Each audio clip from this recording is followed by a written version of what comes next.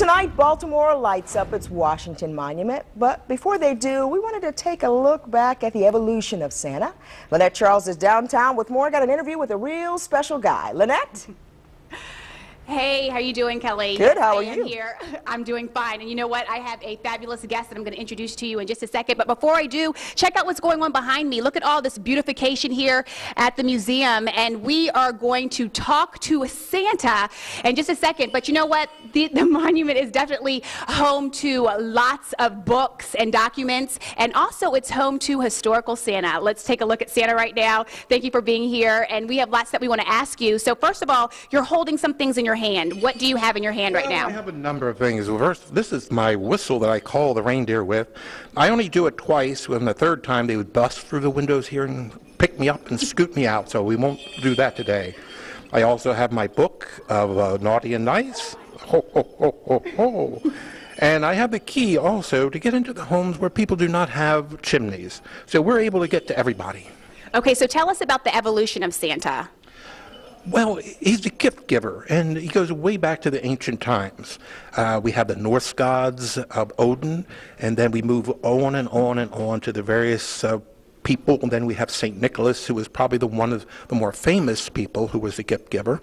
And then we have the evolution of Santa, who took some of the ideas of him. He was actually called Sinterklaas, where we got the name Santa Claus from the Dutch traditions.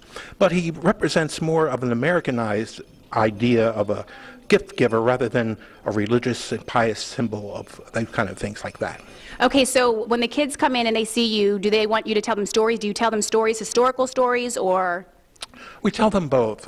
Mostly they have some sort of a kind of a little image with them that tells about different moral aspects as well, because this is what was done at that time.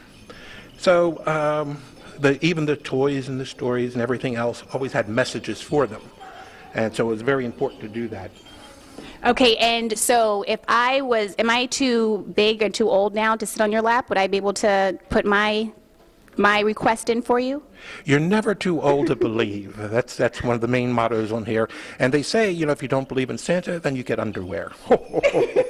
Well, I definitely believe in Santa, so maybe a little bit later I'll definitely take that request. You'll let me do that, and you'll maybe this time give me the dolly that I asked for a long time ago. I think that you will do that for me. But you know what? Another question that I want to ask you before we go, we'll have you again at the 6:07 time frame, but tell us about I know you give the kids little tidbits about like North and South. Tell me that story.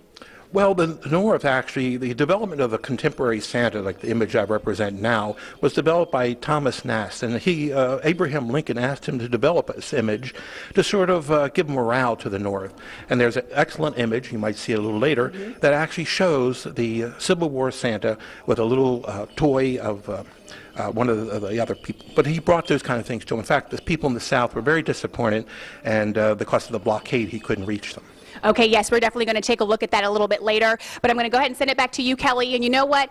It just shows you that this season is about religion for some people, and you know what? It's about the gifts for some people, but it's also about the history. It's a win-win situation. It just keeps getting better. Back to you.